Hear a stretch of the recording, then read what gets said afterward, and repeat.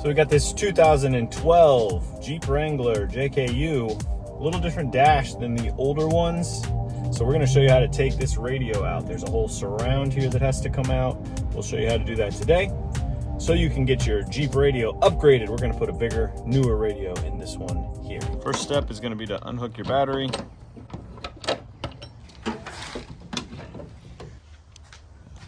I'm gonna remove the negative battery terminal.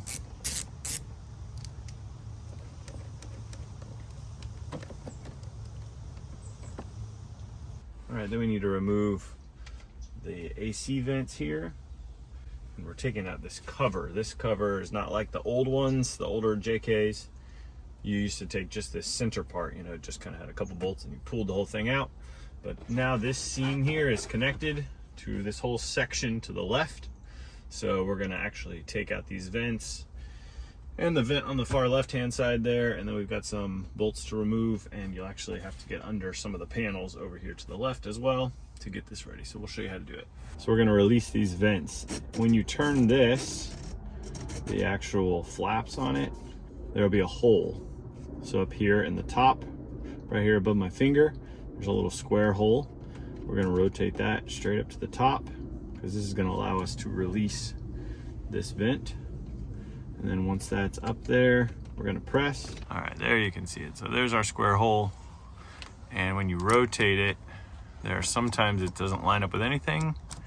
And then you'll see there's a point where it lines up with a hole behind it. That's what we're looking for. Then we're gonna press a small screwdriver or pokey into there, then rotate the vent.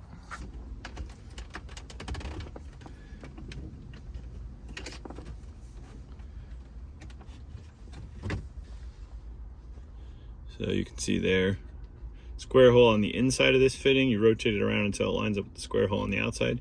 And then what you're pressing is actually this little release right here. And when you press on top of that with a screwdriver or a little pokey like I just did, then you rotate it and the whole vent comes out. So we're gonna take out all three of these. Same thing for this one. Check for that hole. And then it lines up in about maybe like the 1 o'clock position, but you can feel it once you stick the screwdriver in there. I'm gonna do the same for this one over here. Okay, we've got all three of those out. So after we've got the AC vents out, we're gonna actually be going after 2 bolts that hold this side of the trim piece on. First thing we're gonna do is we're gonna take out this window switch here, controls all of our power windows. We're gonna bring this out. There's a bolt down behind this. The second bolt is up here, right above your radio. There's the section where you can put your keys or glasses or whatever up here. And there's another bolt up here underneath this. If you have any ducts, remove the ducts. So because we have the AC vents out here, we can just pop this out. And the bolt is directly underneath this. So we actually need to remove the window switch.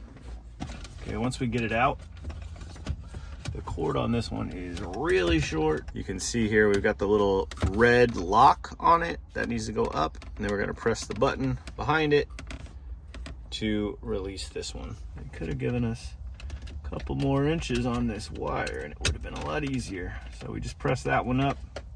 And then the second one, we're gonna press to release.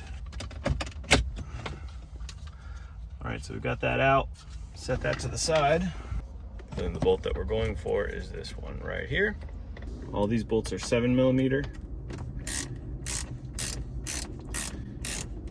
I got my trusty deep socket set. I use this for everything with an extension. That way I'm not up there in the dash trying to loosen this. So you're just gonna crank that around. Get that one loosened up, reach in there and grab that 7mm right out of that hole. Put it somewhere you're not gonna lose them. I usually put them in the cup holder, right there next to my coffee. All right, next one is up here. So this is the panel where I always throw in junk or putting ducts. Gonna take that extension off now because I don't want to hit the windshield.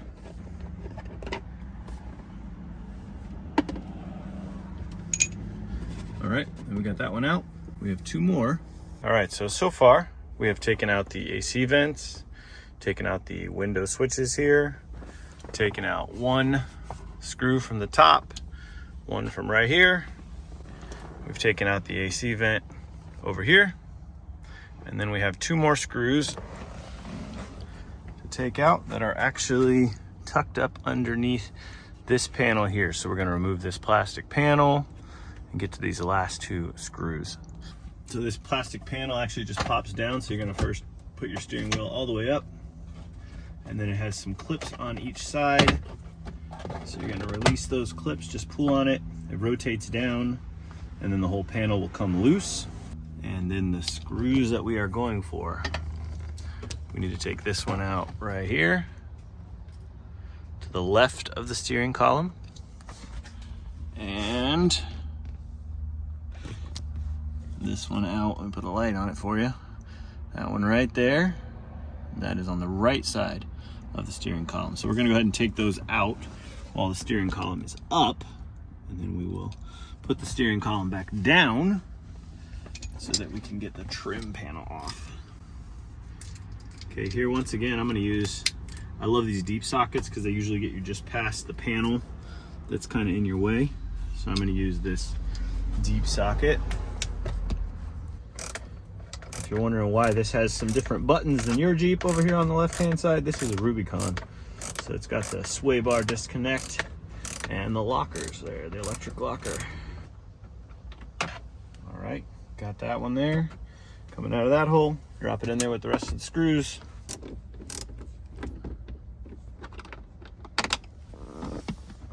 All right, now we've got all the bolts out. So you just move any extra panels, pieces, anything like that out of the way. So what we took out so far, we took out the AC vents, the window switch, the little rubber mat that goes up here, screw here, and then two screws on the sides of the steering column over here. Now we're gonna go ahead and put the steering column all the way down, and we're gonna start removing this piece. So this whole piece, which encompasses basically everything that you see coming across here to that other AC vent, this is what we're gonna be removing now. So you're just gonna gently start working it free. Lots of clips. So I pulled here, then the top comes free pretty easy. And then I pulled over here on this left-hand side as well. And you're gonna move that free. So I'll show you. I know a lot of times you're looking for where are all the clips, because you get one that's stuck or something. So it's upside down right now. This would be the rubber tray up here where you put stuff. You got a clip here, clips just below that next to your radio, and then kind of going around your AC vents there. Over here, this is where all your gauges and stuff are. You got two pins here, clips across the top, and then over by your AC vent, you got two more clips as well. So now we've got that out of the way, and man, looks easy now to get to your radio. The complicated part is done. So at this point, we've just got the screws that hold in the radio. There's 1, 2, 3, 4. Take these out. They are that same 7mm. If you don't have a 7mm, gotta get to the store and get you one. Like I said, if you have a really short 7mm, all this will be pretty hard. So I always use these. These are actually called Gear Wrench is the brand. I've had this set forever. And I use them for a lot of these projects because it gets you right out past the trim, past the knobs, past the buttons, all that kind of stuff. Works really well. So that's just a 7mm deep socket on a spark plug wrench. I like the spark plug wrenches because they give you a little more flexibility with the angles and stuff.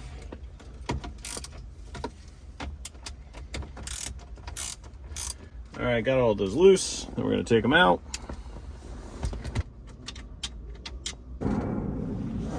All right, at that point, we've got the 4 bolts out. Got my Garth's DVD out of it. And then we're gonna pull this radio out. At this point, it should be free. So you're just gonna pull straight out on it. And then from this side, you got a couple of clips here and things we're gonna take out. your main harness, secondary harness, and then your antennas over on this side.